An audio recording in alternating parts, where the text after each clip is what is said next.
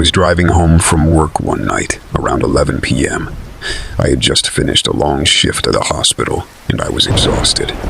I lived in a rural area, and the road to my house was dark and winding. There were no street lights, and the only other cars I saw were the occasional trucks passing by. I was listening to some music on the radio, trying to stay awake, when I noticed something odd. The radio station started to fade in and out, and then it switched to a different station. I tried to change it back, but it wouldn't work. The radio kept switching between different stations, playing random snippets of songs, commercials, and static. I thought it was weird, but I didn't pay much attention to it. I figured it was just some interference or a glitch. I reached for my phone, hoping to use it as a GPS or a flashlight, but it was dead. I had forgotten to charge it before I left work. I felt a pang of annoyance, but I shrugged it off. I knew the road well enough, and I was almost home. I just had to drive for another 15 minutes or so. I continued driving, ignoring the radio, when I saw something in the corner of my eye. It looked like a person standing on the side of the road. He was wearing a dark hoodie and jeans, and he had his thumb out, as if he was hitchhiking. I slowed down a bit, wondering if I should stop and help him. He looked harmless enough, but I had heard stories of people being robbed or killed by hitchhikers. I decided to keep driving, hoping he would find another ride. As I passed by him, I glanced at his face. He had no face. Where his eyes, nose, and mouth should be, there was only smooth skin. He had no features at all. I gasped and slammed on the brakes. I looked back at him, but he was gone. There was no sign of him anywhere. I felt a surge of fear and confusion. What did I just see? Was it a hallucination? A prank? A ghost? I tried to calm myself down, telling myself that I was just tired and stressed. Maybe I had fallen asleep at the wheel for a second and dreamed it up. Maybe it was a trick of the light or a shadow. I decided to keep driving, hoping to get home as soon as possible. I turned on the radio again, hoping to hear something familiar and comforting.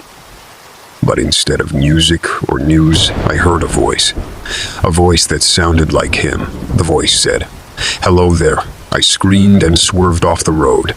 The car crashed into a tree and everything went black. I don't know what happened after the crash.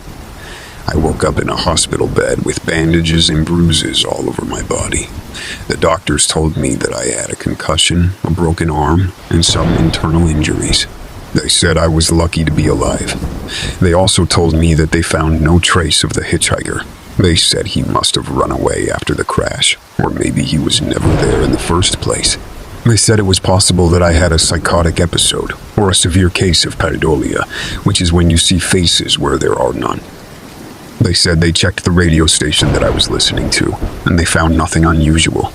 They said it was just a normal station, playing normal music and ads. They said there was no voice that said hello there. They said I was imagining things, but I know what I saw. I know what I heard. He was real. He is still out there, and he is coming for me.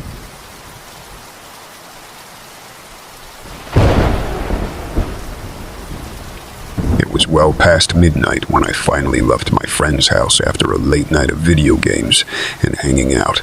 Now I just had to make the 45-minute drive home through winding country roads. I said goodbye, got in my car, and headed off into the darkness. I always loved night drives. There was something so peaceful about the empty roads with just my headlights cutting through the blackness. I rolled the windows down to feel the cool night air whipping around me. About 15 minutes into the drive, I realized I was running low on gas. Of course, being out here in farm country, there weren't exactly many 24-hour stations to stop at. I'd just have to keep an eye out for one and hope I came across something soon. After a few more miles, my gas lights started blinking. I was close to empty. My heart sank as I squinted into the distance, desperately hoping to spot a lit-up station. Finally, I came across an old rundown gas station on the side of the highway. It didn't look very inviting, but it was likely my only option out here. I pulled up next to the single ancient pump and shut my engine off. The place was deserted, not a soul around. My unease grew. I pumped my gas as quickly as I could, wanting nothing more than to get back on the open road. Just as I was about to climb back into my car, the overhead lights at the station suddenly clicked off, plunging me into sheer darkness. I froze in place, unsure what to do next. Had the power gone out? Or did someone intentionally turn the lights off? I stood paralyzed in confusion when I heard the unmistakable sound of footsteps crunching gravel nearby. My pulse pounded in my ears. I leapt back into my car, slammed the door shut, and locked it. Fumbling to start the ignition, I kept hearing the footsteps draw steadily closer. Finally, the engine roared to life, and I floored it back onto the road, my heart racing. I let out a huge sigh of relief once the glow of the taillights faded into the distance. I tried to calm my rattled nerves and focus on just getting home safely. About 10 miles down the highway, blue and red flashing lights appeared in my rearview mirror. A police cruiser was pursuing me with its siren blaring. I pulled over, confused why I was getting pulled over, but also a bit relieved to see another human. The gruff officer accused me of skipping out on paying for gas. I explained it was a mistake. The lights had shut off, and I got scared when I heard noises. But the cop was having none of it. He ordered me out of the car to perform a sobriety test. I nervously got out and followed his instructions, walking the line heel to toe. Apparently, I failed the test, so he barked at me to put my hands on the hood and proceeded to pat me down. Finding nothing, he then reached into my pockets, pulling out a small plastic bag. Well, what do we have here? He asked snidely. I looked in shock as he held up a bag of white powder, but it wasn't mine. He slapped cuffs on me and shoved me into the back of the cruiser, reading me my rights. I pleaded desperately that I'd been set up, but he just ignored me. We pulled into a police station where he fingerprinted me and led me straight to a holding cell, saying I could explain everything to the judge in the morning. But I knew with that bogus evidence, no one would believe me. I sat there in that cold, empty cell all night, terrified of what awaited me in court. Just a few hours ago, I had been excited for a simple drive under the stars. Now I found myself trapped in the twisted darkness of this night gone horribly wrong.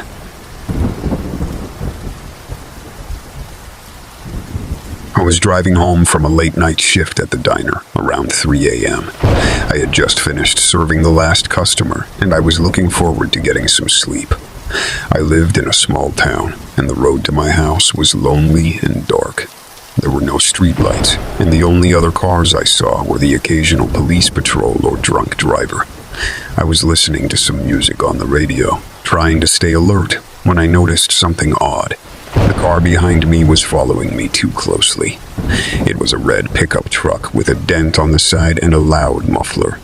It had been behind me for a while, and it seemed to match my every turn and speed. I thought it was weird, but I didn't pay much attention to it. I figured it was just some random guy who happened to live near me, or maybe he was lost and needed directions. I decided to ignore him, hoping he would go away. He didn't.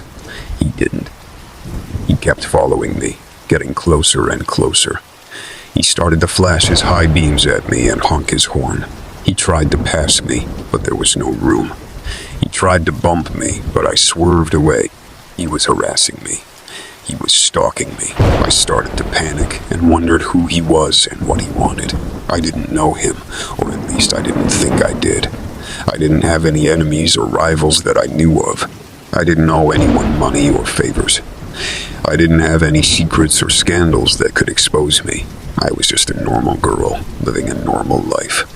Why was he after me? I decided to call 911, hoping to get some help. I reached for my phone, but it was dead. I had forgotten to charge it before I left the diner. I felt a surge of fear and frustration. I was trapped in my car with no way to contact anyone. And then I remembered him, the guy from the diner. The guy from the diner. The guy who'd been staring at me all night. The guy who had left a note on my windshield. The note that said, "I know where you live." He was the stalker. He had followed me home. He knew where I lived. He wanted to hurt me. I screamed and sped up. The car crashed into a tree and everything went black.